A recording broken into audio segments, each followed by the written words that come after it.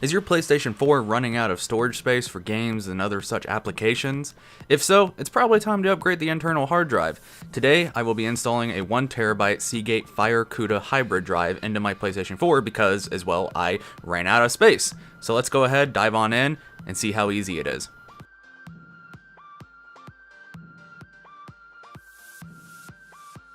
Now, before you begin touching the operating system or the hard drive itself, you definitely want a backup of all of your save data, captures, and applications and games. PlayStation makes it simple by going into Settings, going into System, going into Backup and Restore, and then choosing Backup PS4.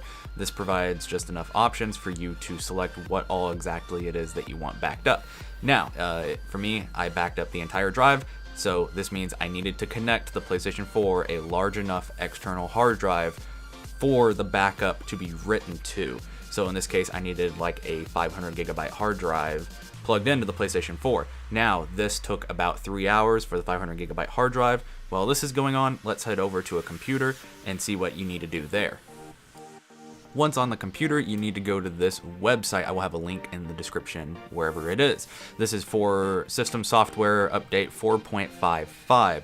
Once you're there, scroll down the webpage until you get to the point where it says perform a new installation of system software, and then click on the black link box below the black picture there, and you will begin downloading the latest PlayStation 4 system operating system. You will also need a USB large enough to hold the operating system file, and we will have to format, which means erasing all data off of the USB beforehand. Make sure quick format is checked. You can name it. The rest of the settings don't really matter as long as it's exFAT, and then go ahead and format the USB to go ahead and make sure that it indeed deleted everything off of it. We'll just go ahead and open it up, and there it is. You can see it's clean, and now it's ready to use. Now that the USB has been formatted properly, we can go ahead and copy over the PS4 system operating system. But to do that, you have to first create a folder on the root directory of the USB called PS4, all caps and spelled exactly like you see.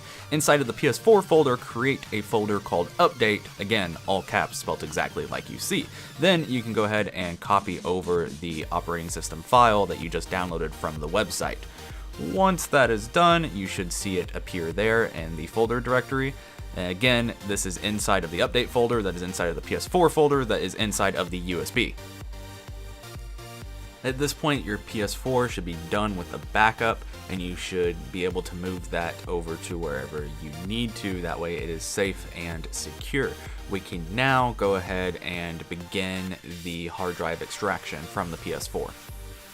Removing the hard drive that comes with the PlayStation 4 is pretty simple. Just push down on the top lid of the PlayStation 4 as you see I just did, and you just wiggle it a little and it should come right off. The PlayStation 4's hard drive is located right there, and it is mounted with just a single screw. So slide the screw out and boom, there is the default hard drive that comes with the PlayStation 4. Now there's 4 screws holding that drive into place on the drive tray, so we're just going to go ahead and unscrew those, and boom, the drive comes out. You can see the SATA power and the SATA data port there. And so the new drive again is the Seagate Firecuda 1TB. I will have a link and info on that drive down in the description. And so same thing, we're just replacing the drives, just swap them. So screw the drive into place, and then you can just slot it back into the PlayStation 4, put in the one screw that's holding it in place, put the cover back on, and you're done. Now it is okay to go ahead and plug the PlayStation 4 back into the power and HDMI port. Make sure you have the USB with the system OS inserted into the PlayStation 4. You should get a message like this. Go ahead and click OK, and then it will begin the process of installing the version 4.55 as of this video, the newest system operating system for the PlayStation 4, back onto the PlayStation 4 itself.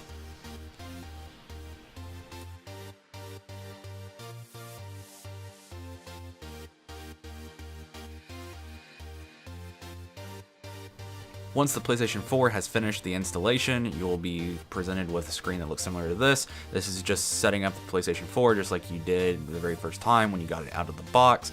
Agree to the settings, and then boom, you've reinstalled the operating system for the PlayStation 4 onto the new hard drive. This is a temporary user account. We will now go ahead and restore the PlayStation 4, including all of your data. To begin the data restoration process, you go to Settings, you go to System, you then go to Backup and Restore, and then this time you go to Restore PS4.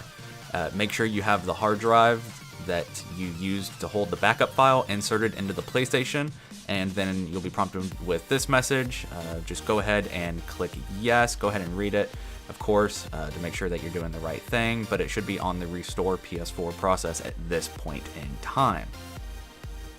Now the PlayStation 4 will begin the restoration process from your backup drive of your previous backup of your PlayStation 4. The PlayStation 4 will reboot, and once it comes back up, you should see it rebuilding the database, and then it should look exactly like what your old PlayStation 4 looked like. You should have all your games, you should have all your applications. It'll just ask you to sign in. Once you sign in, everything should respond as it was before you upgraded the drive. And that concludes how to upgrade the internal hard drive on the default PlayStation 4. For me, it was a 500 gigabyte originally, and now it is upgraded to the Seagate Firecuda 1 terabyte hybrid drive. Quick rundown on the drive itself. It is 1 terabyte. Again, it's made by Seagate, as I just mentioned. What makes it a hybrid drive is that there is 8 gigabytes of NAND storage. So this is a smart storage method where what 8 gigabytes you use the most, it'll store it on the SSD partition, essentially, which means a lot faster load times. Typically, this drive scores about 40% faster on load times. So if you're launching a game repeatedly over and over and over, it'll pick up on that and then move those files over to the SSD portion of the drive to help speed up load times.